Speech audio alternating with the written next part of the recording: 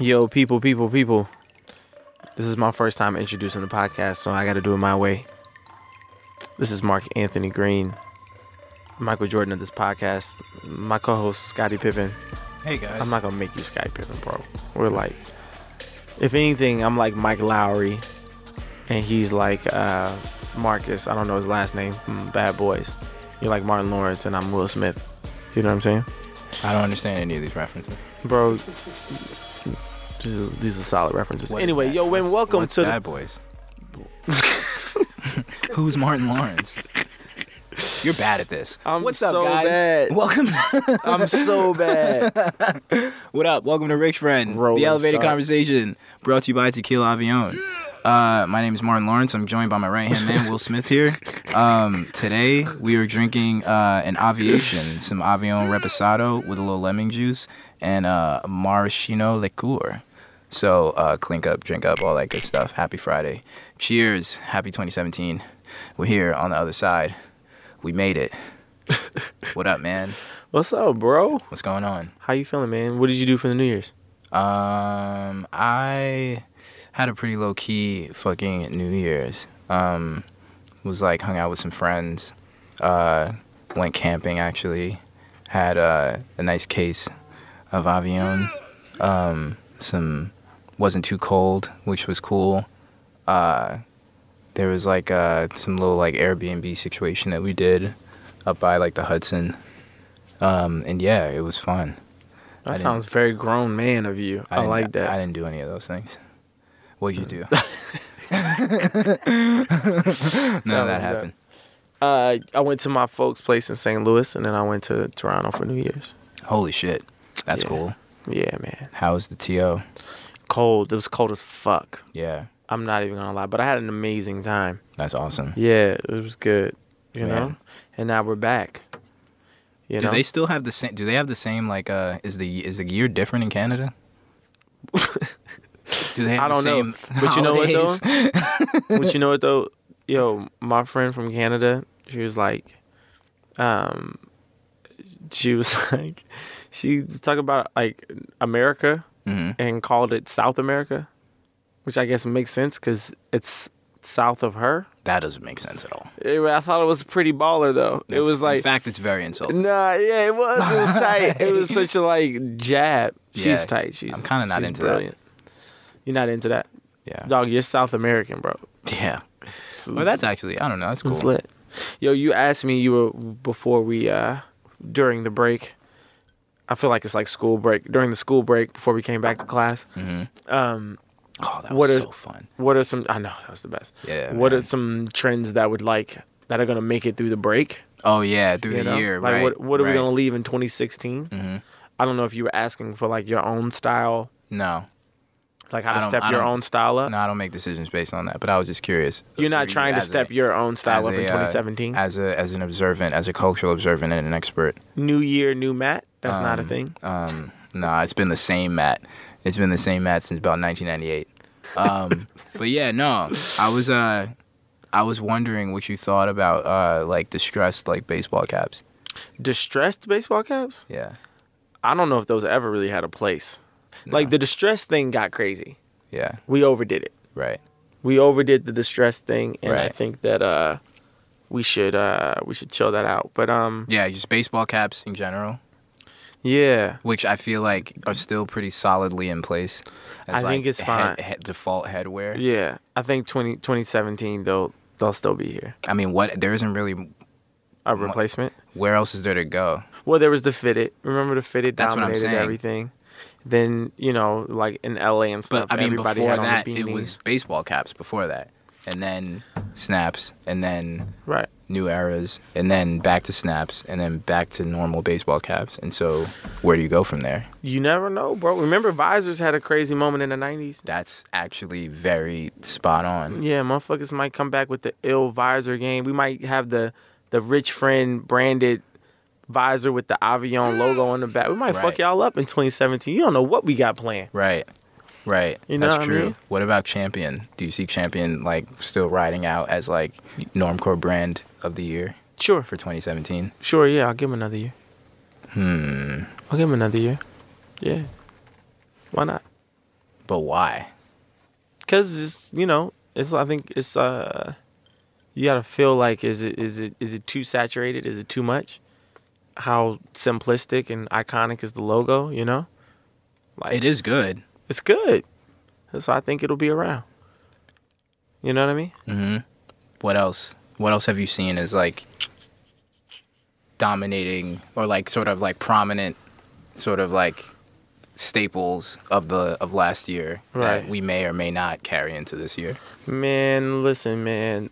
If I'd rather talk about what you need to be doing for 2017. If I were Matthew Trammell, this is how I'd be dressing for 2017, right? See, this just sounds mean. This just sounds like. What do you mean? I'm trying to give you some advice. It sounds like you're like Pivoting. Yeah, deflecting. I'm not deflecting. I'd rather make it more specific to actually like give you advice. Yeah, but the people at home want to know like your expertise about like your opinion about the world at large, about the style world at large. But you know what they want to know, what they want to hear more than they want to hear that? Me give you advice, I'm sure. I don't know if that's true. I think it is. Listen, man, I will put you in an extra long turtleneck. Like, not the body of the sweater, but like the neck. Like, I would make that motherfucker like 4 times the normal length of a turtleneck. Like a turkey neck? Like... See, you can't fuck with me, bro. Like, don't do it. Like, I'm gonna have snaps on deck. Like, come on. Yo, but seriously, so though, seriously. No, hold on, let me finish this. Please, thank you. Thank you. I'd put you in the very rare turkey neck. Mm-hmm. Okay? I'd get you some tortoise frame glasses because you are smart and you think you're smart. And that's for people, like, tortoise frame. You know what I mean? Like, that's your wave, and I make them, like, circular. What is that? It's like, have you ever seen, like, Spike Lee's glasses where it's, like, speckled? It kind of looks like leopard print, but it's, like, glasses. Ah. It's, like, horn. You've seen that. Like, brown, and there'll be, like, a darker brown spots in it. Yeah. Yeah, you've seen that. That's kind of. That's what you need. You need some of those, like Black Dude Martha's Vineyard glasses. You know what I'm saying? Like, that's the wave. And the frame only goes around the top? Nah, it'll go the whole thing. You could do either or. You could do it either or. Why would I? But they're clear lenses. You don't need a prescription for them. No, you would get a prescription. They eyeglasses. But I don't wear glasses. I'm putting you in glasses. Let me do this.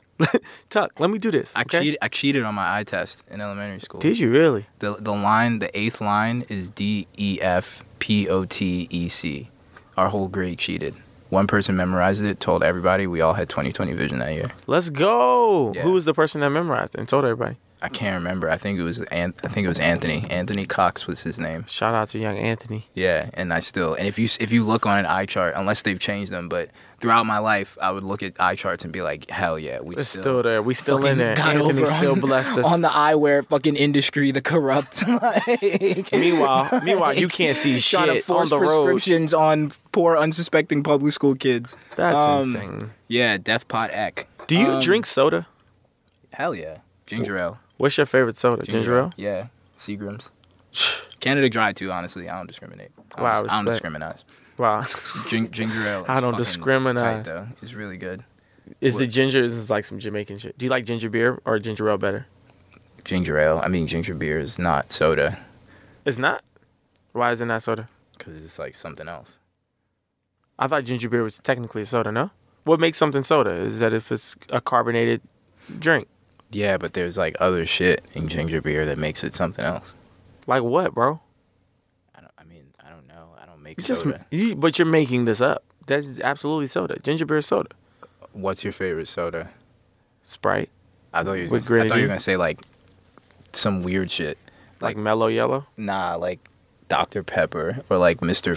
Pibbs. Mr. Pibb is not weird, bro. Do you call soda pop in the Midwest? Yeah, right? They do, but I don't. You never did? Nah, I never did. But that's because... That's how you knew you were destined for a coastal city? Nah, I knew I was destined for a coastal city because I wore my pants real tight. Yeah, that'll do it. That'll do it every time. Get your tight ass pants. Nah, I always dress mad weird, so I knew I had to get out of there. I had my homegirl in 8th grade, Demi, she was from Michigan, and she put me on a pop, and there was something else. Some candy was called something else. Suckers instead of lollipops? Yeah, Suckers. Yeah. No, that's not some Midwest shit, is it? Nah, I think it is. Like Jimmy's. I'd never heard that before. Jimmy's instead of sprinkles, like on ice cream. Nah, that's crazy. She got crazy on that. Nobody's ever done that. Jimmy's. Nah. I didn't make the shit up. Like she made that up. Yeah, nah. People call them that. People call them that. Even at people in, I've seen people on the East Coast try to like some New Jersey type shit. Try to like run that. Like, oh yeah, like Jimmy's is what it's called. I'm like, nah. Listen, bro. yeah, tweet at us Nah, if you call something weird. Whether you call sprinkles Jimmy's, if you call tequila Avion, spirit water, whatever you do. Yeah. Tweet at us and let us know whatever you. Another weird thing about New Jersey is every car wash is like self-service or like gas station. So it's not like you go to a gas station and somebody comes up and like goes to fill your tank. Like you're supposed to just get out and fill that shit yourself. That's how it is everywhere. What are you talking about? That's the most New York shit I've ever heard. That's how it is 99.9%. I'm sorry. Like, my only frame of reference for that was Jersey. Like, I'm sorry. You get out and pump your own gas? That's alien. What? That's how it is. This is so... Man, that's so cute. Fuck you. That's so cute. That's crazy to me. I'm like, what the hell? What kind of backwards... Every place is like that. Prehistoric. You almost can't find somebody to pump your gas for you. What the hell? Do y'all fucking like pedal on the ground to take off like Fred Flintstone too? Like what the fuck? Christ. Like get with the times, guys. Yeah, I'll tell you one time I had just started driving, right? Mm-hmm. And I was putting some gas in my Volvo station wagon. Shout out to my Volvo station wagon. I was out here. Yeah. And the nozzle got stuck, or I didn't want it to like run over. It was like one of those things where like I had swiped my card and it was just gonna keep going, but I had no money in my account. So like it hit like $5 and I didn't want it to keep going. So I pulled it out instead of undoing the thing so it would stop pouring the gas. Anyway, I poured gasoline all over myself. Oh man. It was terrible. Damn. And then I had to go to school because I had like a big exam. So I showed up like reeking of gasoline. People were afraid I was gonna catch on fire. It was a whole mess. That's crazy. That's part of the reason why I left Kansas City, man. I had a lot of stories like that. That kind of just fit. They called you the gas. Yeah, they called. Yo, look, the gas just walked in. Yo. I know somebody out there is gonna agree with me, and this is so weird, but oh god, I like weirdly have always like in a weird way enjoyed the smell of like gas stations. I knew you were gonna say that because some people do, right? Some people. Wild. I don't care, man. I don't care. I know that you're out there. There's dozens of us. It's like Never Nudes on Arrested Development. Holy shit! I know that y'all are out there, and we don't need to be fucking scared anymore. Some of us slightly enjoy the smell of gas stations, and it's fucking all right. It's okay. It's okay. It's okay. It's okay. All right, rich friend. The elevated conversation is here for you. All right. Fuck. No, it's not. Yeah, it's not. No, it's not. I got some weird. That's a good thing. What's another weird thing like that, where you're like, there's got to be some other people that feel the same way you feel, but right. That's all I'm saying. It's like weirdly just kind of like, oh yeah, there's a gas station. I know this. I mean, I think I have a huge crush on Ellen DeGeneres. Mm-hmm. I think that's one of those things. I think you're by yourself there. I think that's a little bit stranger than liking the smell of gasoline. No, I think Ellen DeGeneres is sexy on the inside and out. Yep, I said it. Mm-hmm. Definitely one of my celebrity crushes. Yeah,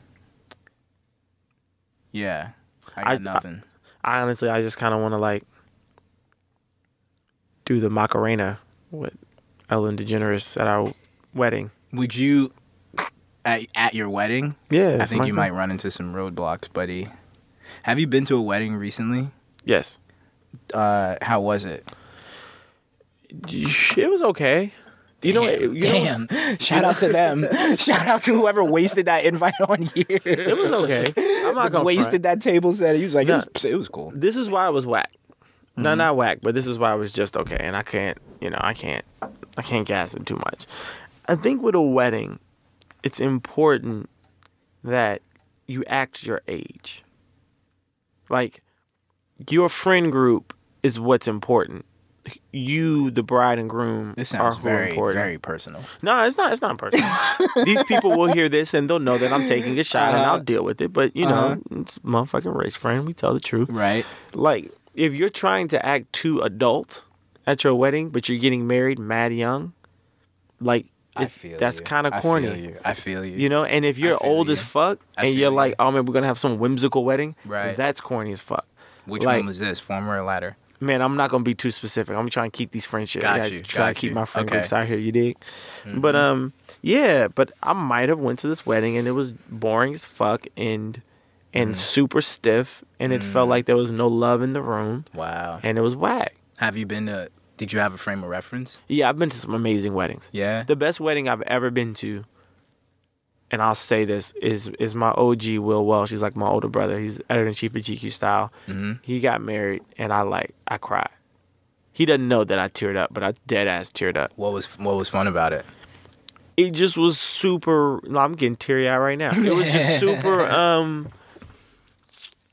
You could tell that they didn't only think about every detail. Him and his beautiful wife Heidi. Mm-hmm. But they felt everything. They were like, we're gonna make sure that we feel everything. Yeah. And then it was just vibes and so much fun. That's sick. Where was it? It was in Vermont. It was in the middle of nowhere.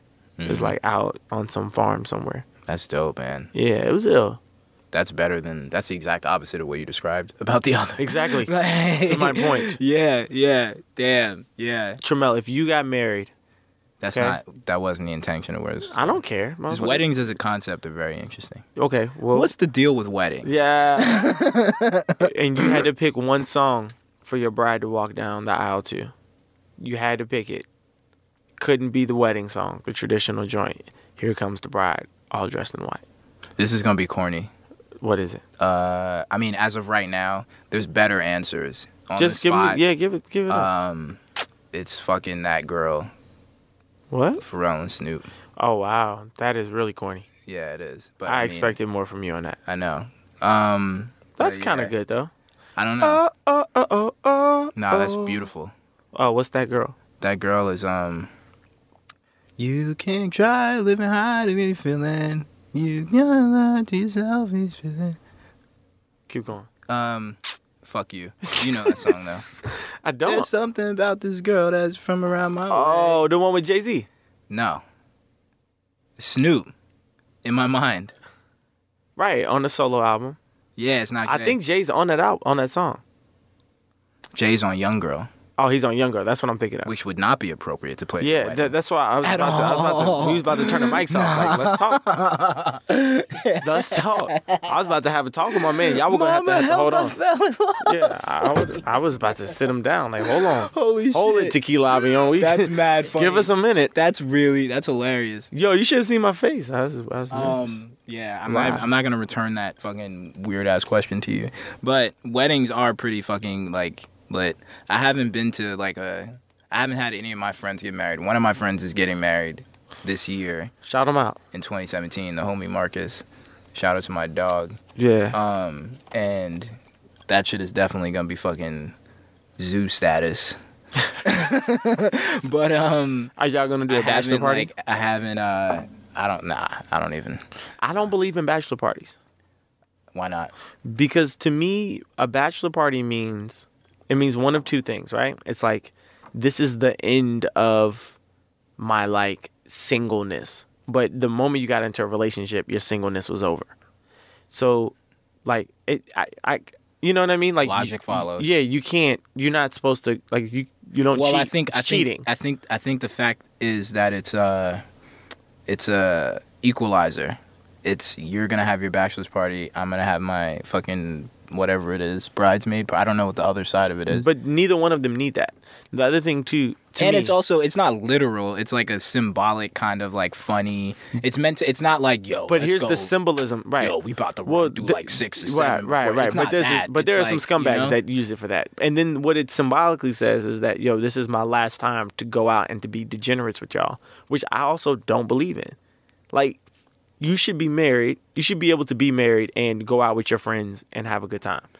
Like, if you're not cheating, if you're not doing anything wrong, if I were to get married, I wouldn't expect for my life. Like, me and you, we go out, we go to 40-40. You dig what I'm saying? Okay. I don't know if we do that, but we would never do that. Yeah, but continue.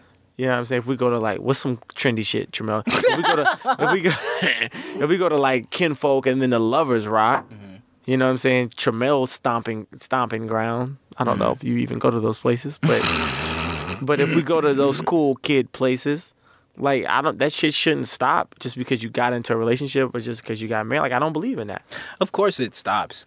No, you fucking it won't stop like for me. Fucking old and washed, and you fucking watch. So then it stopped because you're old and washed. Fucking Dateline and like fucking crime dramas. Then you should do a bachelor party just because you get old and washed. I should be doing a bachelor party right now because I'm washed. You know what I mean? And you just do like old couple shit and you don't do anything. And so it's like this, like it's a ceremony. It's not literal.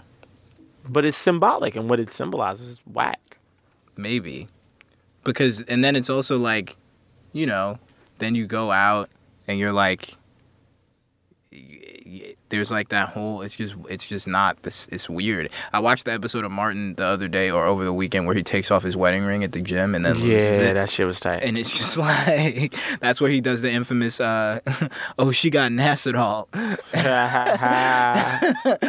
But yeah, like, it's like, you know, well, at least that was the traditional idea of what it was. That was like the 1996 window of like, oh, marriage, monogamy, you take your ring off and then blah, blah, blah. You know what I mean? Maybe that is antiquated. I don't know. It's just weird to see people, you know, when you have your friends, not even weird, but it's like, I think we are, like, people our age, a little older, are like kind of rethinking that kind of stuff. Right. Like you know, maybe your stance on bachelor parties is right. Maybe you're like, that is some old relic type shit. Right. You know, I don't know. Man, I want to get to a original thinker. Our guest in this show is fucking so good. Before we jump to him, people have been tweeting at us, and a lot of times they're kind of asking, like, you know, like what.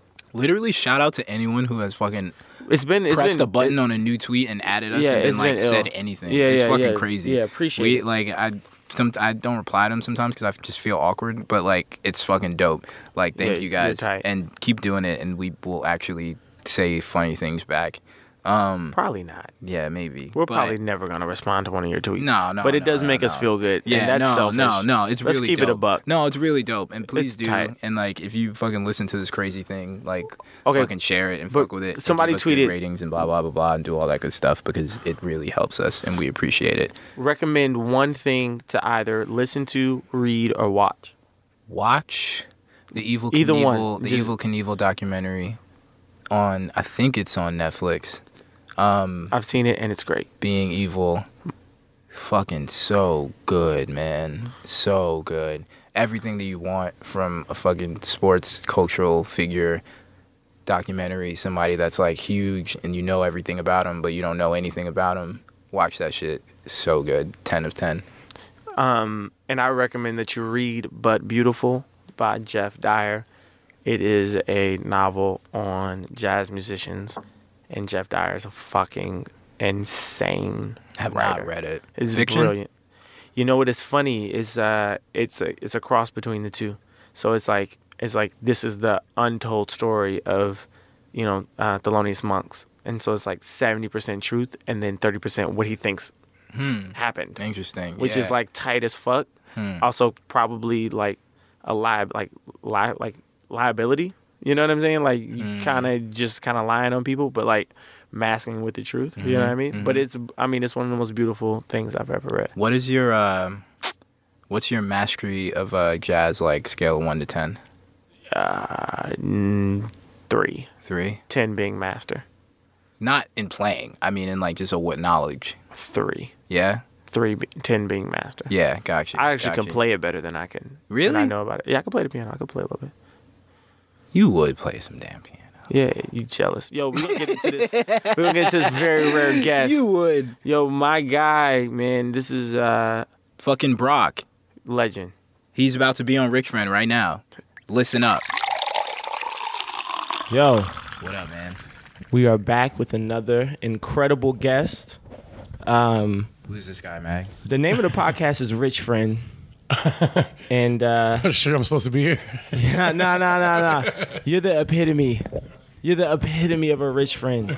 I'm gonna let you tell everybody what you do.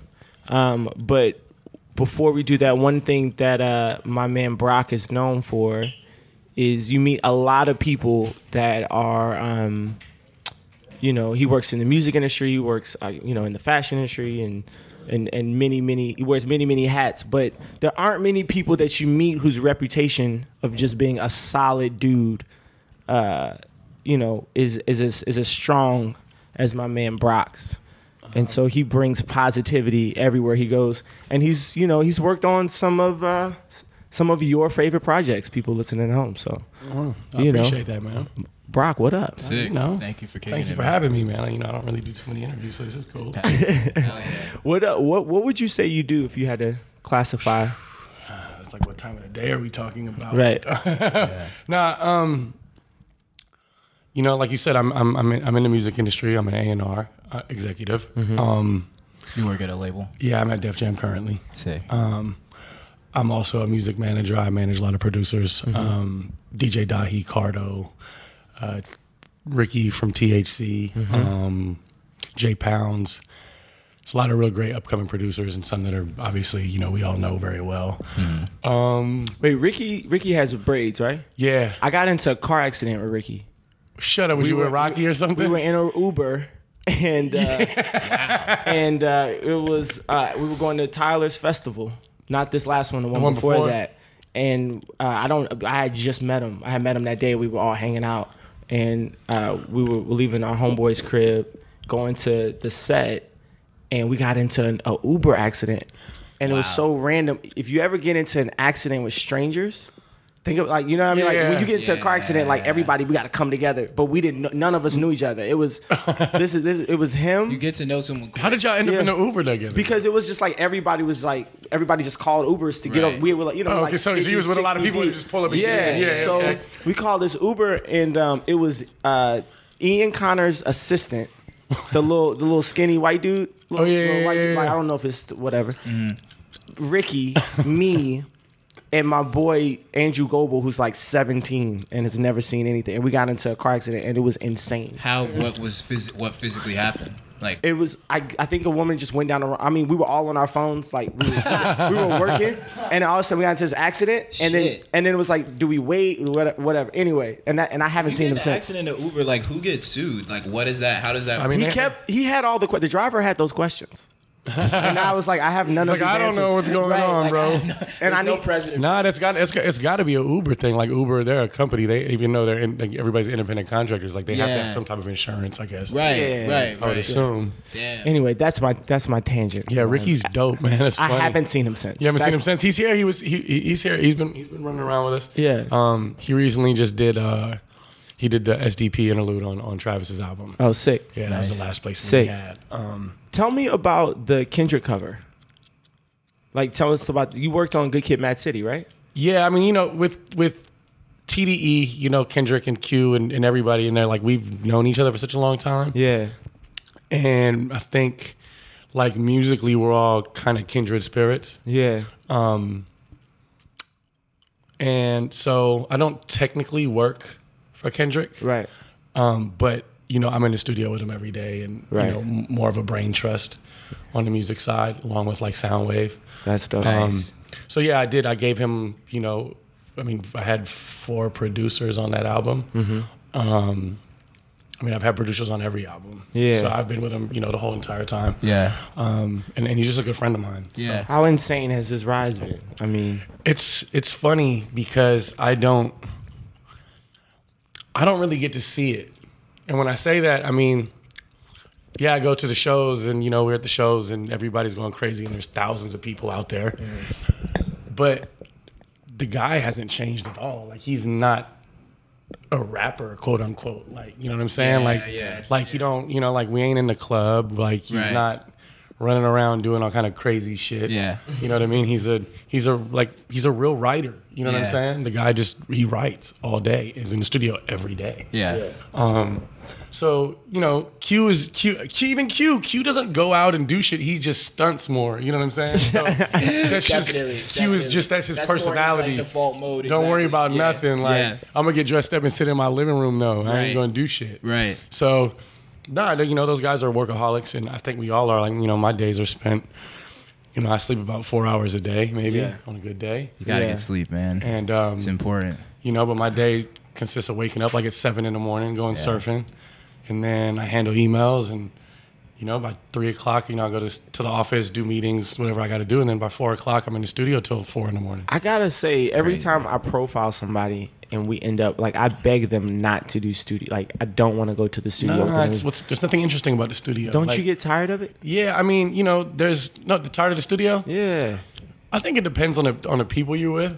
You know what I'm saying? Like, Yeah. you know, there are studio sessions, you know, I'm not going to name names, but yeah, that I don't want to go to. Right. You know what I'm saying? Like, oh, fuck.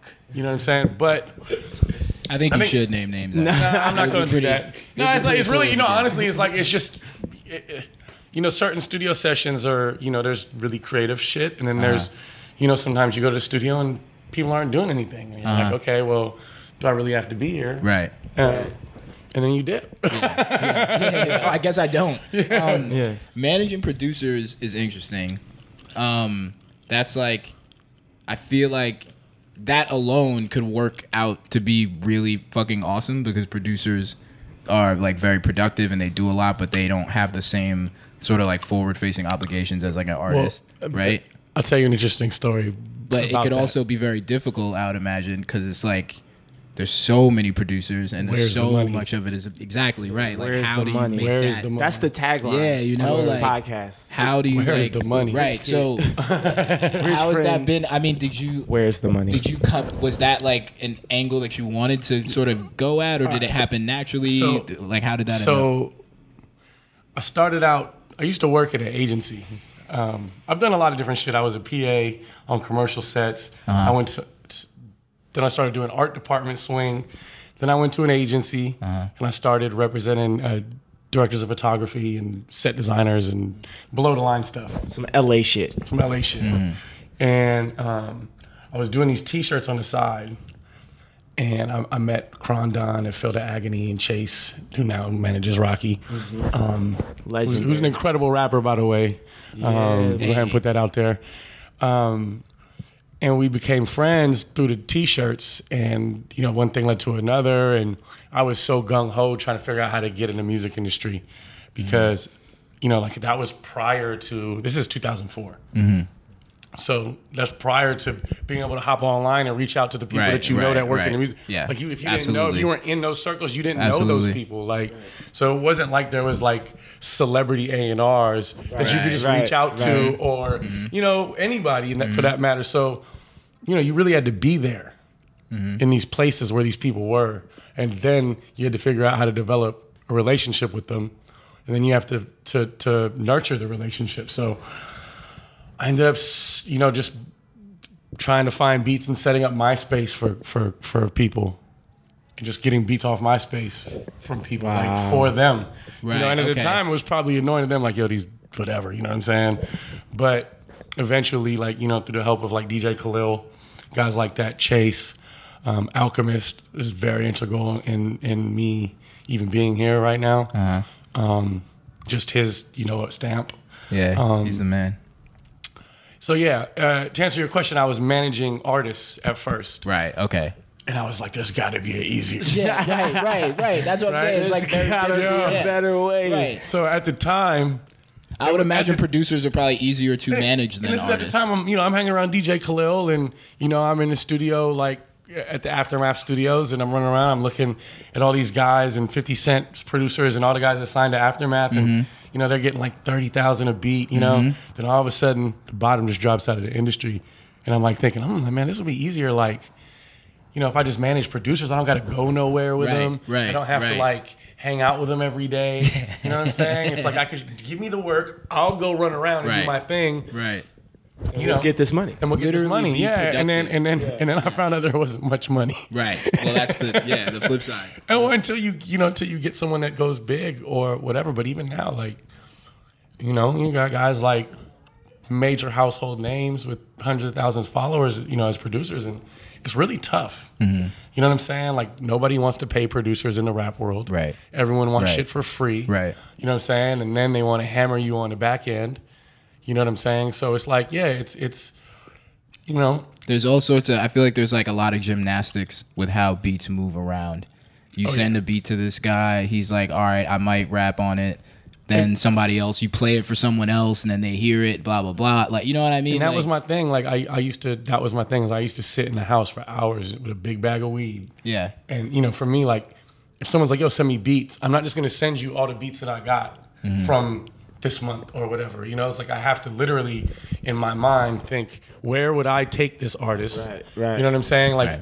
if I was this person and I just listened to their last album, Right. like where would I go from there? Right, Because I think yeah. a lot of people who do what I do or think that they do, they always send artists shit that sounds like the songs on the last album. yeah. You know what I'm saying? Yeah, And it's like yeah. artists hate that. Yeah. Right. Real artists hate that. So all you producers out there, don't go send them something that you think would be perfect. Yeah, for like them. if you're sending me stuff for Kendrick's next album, don't send me stuff that sounds like To Pimp a Butterfly. Like, Right. You know, if you're Yeah. sending me stuff for Q, don't send me stuff that sounds like Oxymoron. Right. Like, you know, we gotta, you know, these are artists. Like, Right. they're Yeah. real artists. Like, you gotta. What do you do if you send a beat to a few people and two artists want it at the same time? Who are the artists and how much are you paying? So it turns into a bidding war. I mean, I don't know if it's a bidding. I don't know if it's a bidding war per se, but Yeah. what happens is you know, in my case, everyone wants. Oh, I love that beat. Right. Give me that beat. Hold that. Don't give that to nobody. Yeah. And then 4 months go by. You haven't even cut the record yet. Yeah. Right. You know what I'm saying? But you know, it's one of those things. Like I always tell people, like this is not personal, but we don't tour. So Right. This is how we keep you the know, lights on. unless it's like an artist that, you know, again, like it's just, it might be the caliber of the artist, and it might be the budget. Who knows? Right. But it's usually, yo, if you're ready to cut the check and you want to lock it in, like let's do it. Are you so your nickname? People call you the dude. Yeah. How'd you get that? That is a hell of a nickname. Yeah. So about 4 years ago, I had this moment.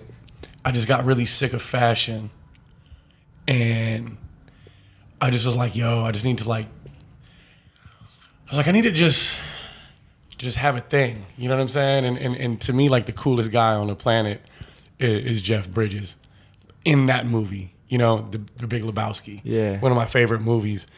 And he just kind of like, he's kind of unbothered. You know what I'm saying? Yeah. And I just was like, yo, I kind of just want to put on a big cardigan, grow my hair out, and just walk around aloof, man, because Yeah. it's like I think too much. Right. Yeah. You know what I'm saying? You do have an aloof vibe. The reason that I ask is like you have that vibe, right? Where it's like positive. I can't imagine you actually even raising your voice until I started to hear, like the moment you start talking about, yo, like if you're going to send us money, then you can get this, but we're not going to wait for it. So how do those two things work together? Because in a way, you really got to kind of You can't be be aloof in business. Well, yeah, and you are the business representation Yeah. Right. for the artist. It's tricky, you know, for me actually, you know, I have days where I feel like internally I'm going to combust because the tricky side of walking this line is I have to handle the business, but then I also have to be the creative trust for a lot of people. So it's like, these are my friends too. right. So it's like, these are my friends. Travis is my friend. Kendrick's my friend. Like really, truly, you know? So yeah, and then I got to go in and yell at their manager, or we have a disagreement over what's going on, or, you know, so you have to kind of firm up, but then you also got to remember that you have to continue to do business with these people. So my whole thing, and I think the reason why, you know, people fuck with me is because I look at business as a marriage and not a divorce. Like, if we're doing business, let's keep doing business. Like, why are we gonna push each other to the point over a few dollars that we don't want to fuck with each other no more? Right. You know what I mean? Because that, to me, that's just it's stupid. Yeah. Right. You know what I mean? Probably So happens like, all too okay, often. like I kind of approach it like, all right, so you need a favor on this one, so what are we doing the next time? Right, You know what I'm right, saying? right, Like, right. yeah, like you know, I'm gonna need a favor. I'm gonna need help sometimes. Like, I just look at it like I do very fair business. Yeah. Right. You know, and I think there might be some people that get more money than me.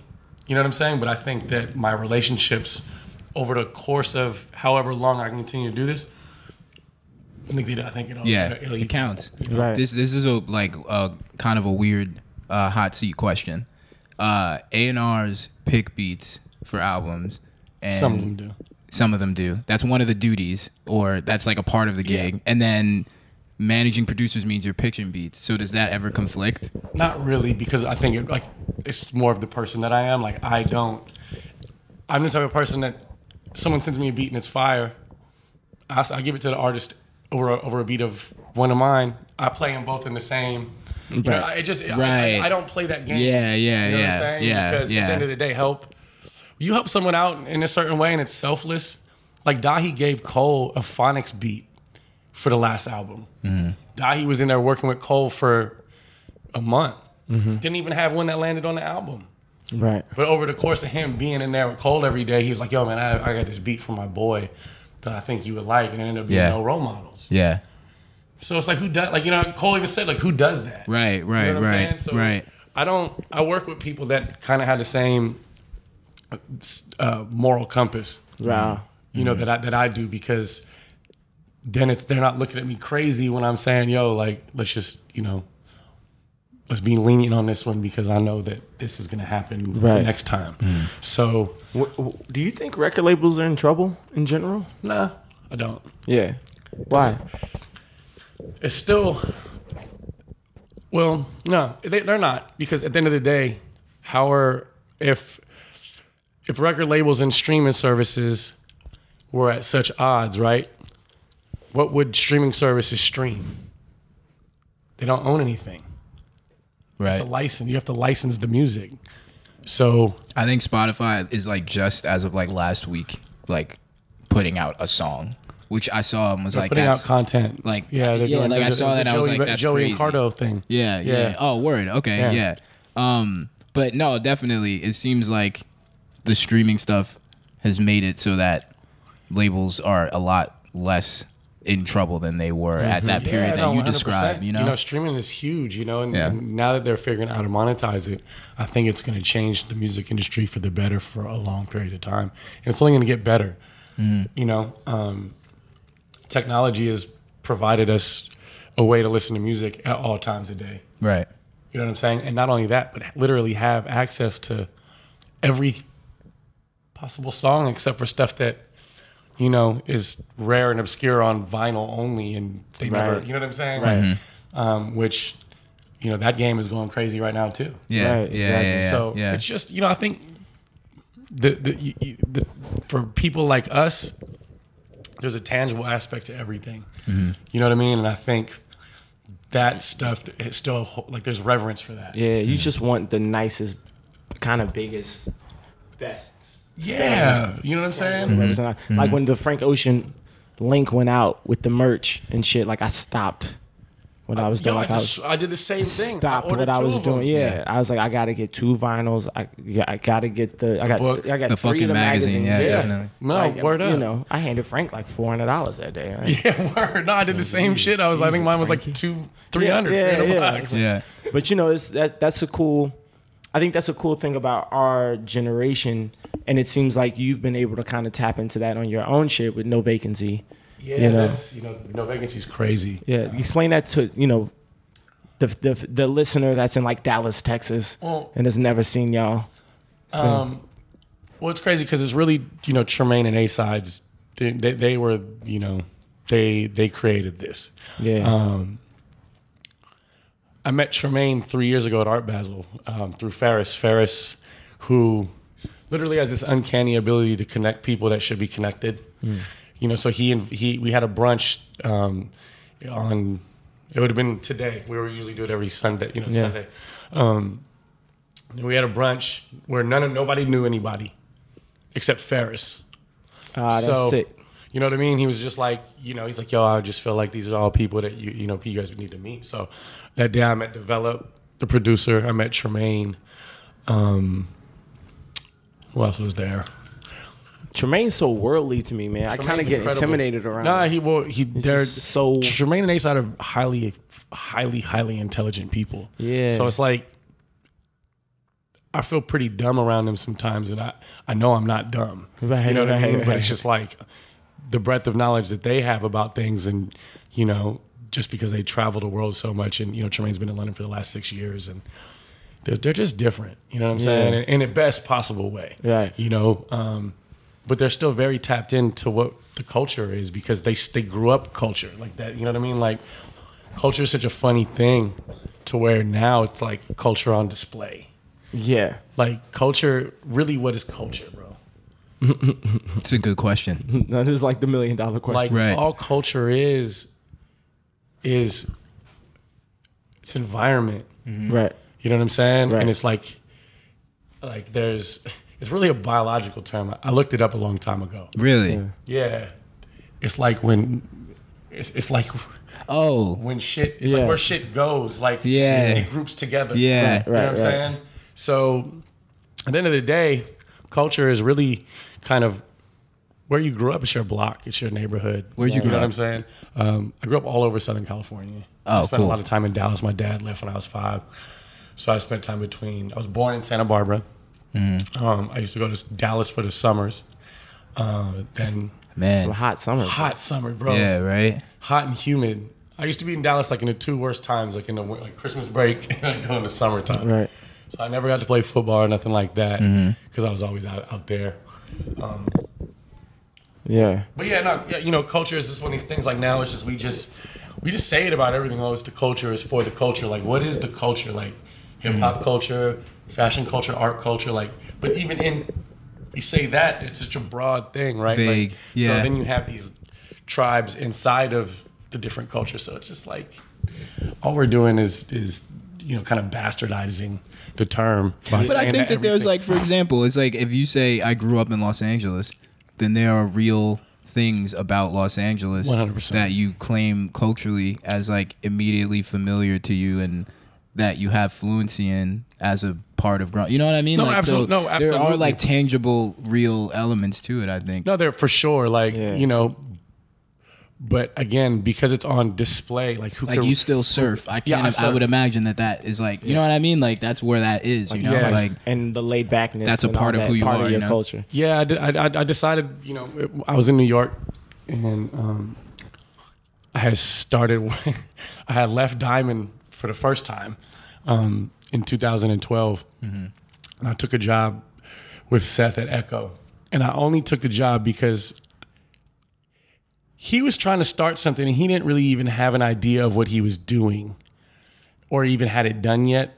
But he just knew that he needed me for some reason to try to be, you know, to develop all these brands that he was trying to make in his hub.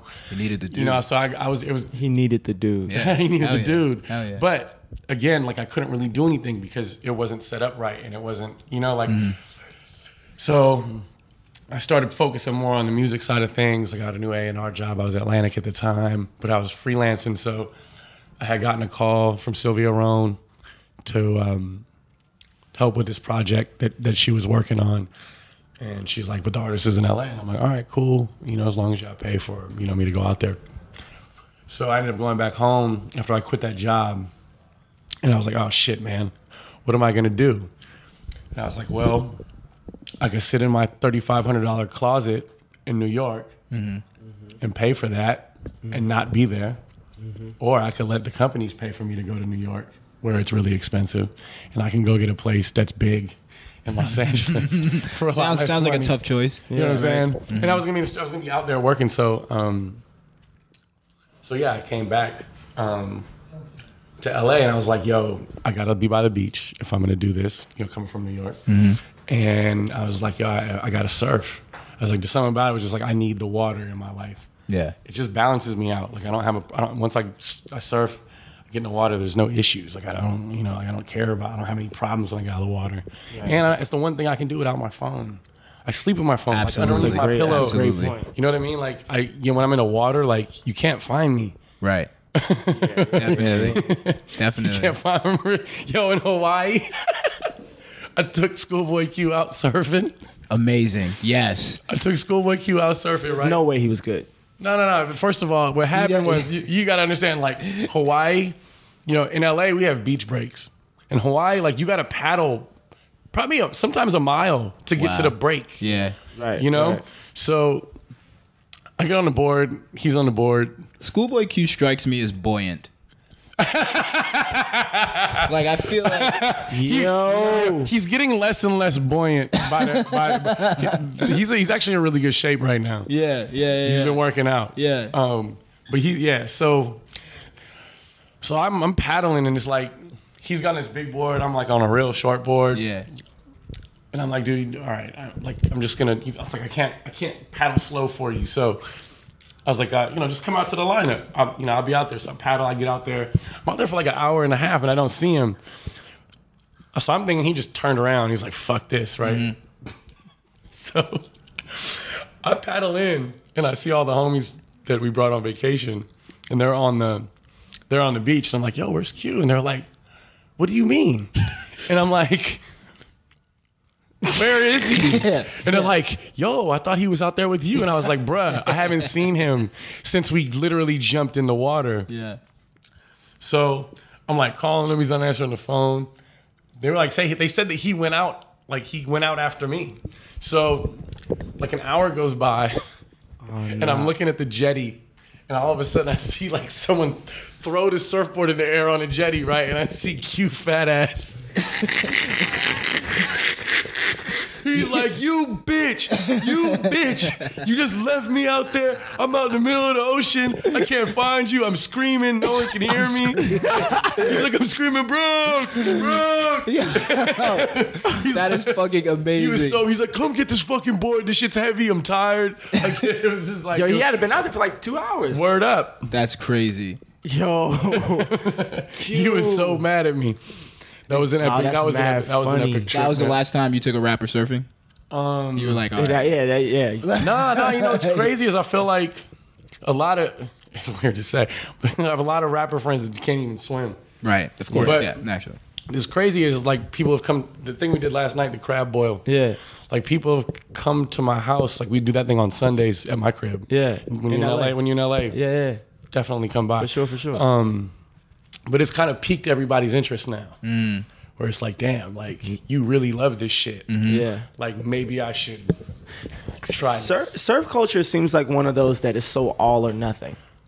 Like it seems like y'all don't fuck around, you know? No, well, you know what it is, and I'm not, again, I'm not going to sit and pretend like I'm a great surfer. You know what I'm saying? I just love it. Right, exactly. The way that it's a great exercise.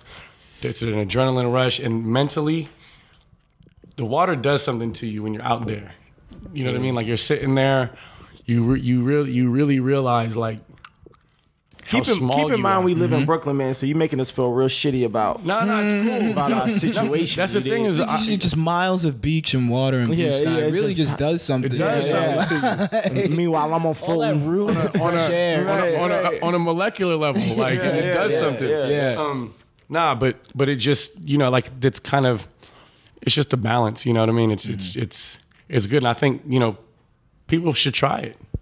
If that's something you want to try, like I think people need to start trying shit that they're scared of. I'm one of those rappers who can't swim. Yeah, So, yeah, my boy. I got a couple people that were like, yo, man, I really want it, but I gotta learn how to swim first. So Right, like, right. I would highly suggest that. Yeah. It's a good place to start. Currents. Have you ever traveled for like the best surf? Nah, because I'm not, a good 4 or 5, 6 foot wave is where I max out. Like I'm not, Yeah. you know what I mean? Like, I'm not trying to die surfing. You know what I'm saying? Like I fuck with it, and maybe once I finish this journey that I'm on, maybe that's the best way to go out. Yeah, that's what I'm saying. I have no issues getting lost at sea and just being done. It's okay with me. You know what I'm saying? Like if that's how I'm gonna go. Yeah. I'll that's take dope. that one. Yeah. Tramel, what would be your ideal way to get out the game? Ideal. Probably like a very, very, very dramatic, like highly cinematic, like explosion. Like something that's just like like Bad Boys, like something crazy. Like I drove backwards, like at 60 miles an hour, like in a fucking like shootout. With like fucking like 30 grand in the trunk or something. Something crazy happens, then you like flip over and like the whole thing blows up, and it's like on the news for like a month straight. It's funny because people say that we're like the Bad Boys of podcast. He's Martin Lawrence and I'm Will Smith. I can see that. People say that all the time. No one's ever said People that. say that all the time in And the no one comments. will ever say it again. You got it.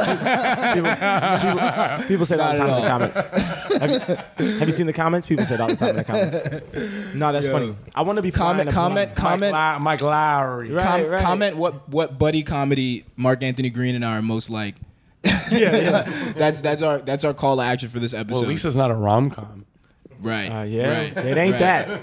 That's for Right. damn sure. Right. Yo, man, thank you so much. Nah, thank you for having me, man. Seriously. It's I gonna appreciate it. be, Hell yeah, yeah. and then we're coming over for the crab boy. You def coming over for the It's crab over boil, for that. bro. Yeah, Yeah. man. Let's do it. Yeah. Hit Next some time you're in waves. LA, it's done. Yeah. I'll do a special one for y'all. Yeah, Tight. for sure. Hell yeah. Sick. Yo, bro, thank you, man. Let's get it. Yeah, yeah. Where's the tequila? Exactly. Exactly. Exactly. Shout out to Avion. Thank you. Word. Jeezy. Yes. Thank you guys so much. That was awesome. Brock's the fucking man. Rich Friend, the Elevated Conversation. I'm Matthew Trammell. This is Mark Anthony Green. It's been another one. Another one. Yeah, just fucking hold on tight. Hold on to your hats. Hold on to your socks. Clink up, drink up. Is that what you said? Is that good? That was tight. Is I it? thought that was tight. Okay. I'd put it on a t-shirt. Hell yeah. That's the fucking bar right there. That's it. Clink Cool. up, drink up. Mark Anthony Green's got a date, so he's got to get out of here. But we will see you guys next week. Peace. Rich Friend, the Elevated Conversation is a Loudspeakers Network production. Our producer is Matt Raz. Our editor is Tim Einenkel. Our executive producer is Chris Morrow. The views, opinions, and hilarious jokes expressed on this podcast are solely those of the host and guests featured on the program and do not necessarily reflect the views and opinions of Tequila Avion and its affiliates.